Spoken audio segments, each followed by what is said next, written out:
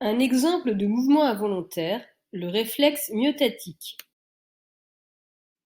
Ces mouvements involontaires sont mis en jeu en permanence quand nous nous maintenons debout ou lorsque nous tentons de garder l'équilibre.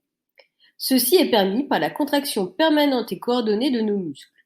Ces contractions sont involontaires et font intervenir un mécanisme, le réflexe myotatique. Le réflexe myotatique peut être défini comme la contraction automatique d'un muscle suite à son propre étirement.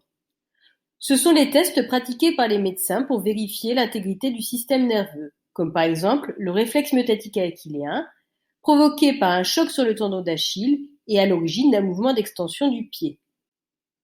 Cette réaction involontaire est rapide, stéréotypée, c'est-à-dire se manifeste toujours de la même façon, et dépend de l'intensité du stimulus. Plus le choc est important, plus le pied s'élève. Un réflexe est une réaction rapide et involontaire d'une partie du corps sous contrôle nerveux.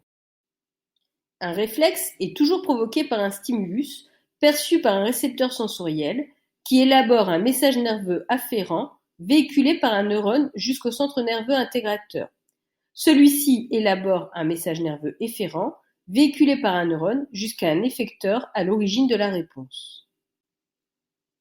Des expériences nous ont permis de montrer que dans le cas du réflexe myotatique, le centre nerveux intégrateur impliqué est la moelle épinière. Examinons le réflexe myotatique achilléen. Le stimulus correspond à l'étirement du muscle solaire provoqué par un choc sur le tendon d'Achille.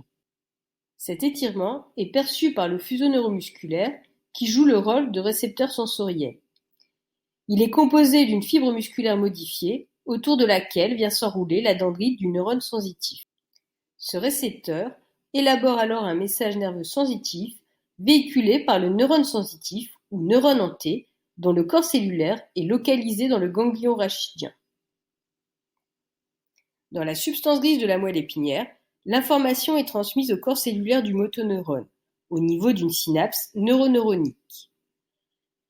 Le motoneurone véhicule alors un message nerveux moteur jusqu'à la plaque motrice, synapse neuromusculaire.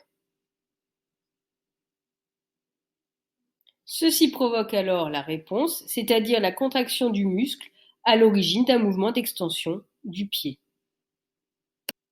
Le réflexe myotatique met donc en jeu deux types de neurones, un neurone sensitif et un neurone moteur.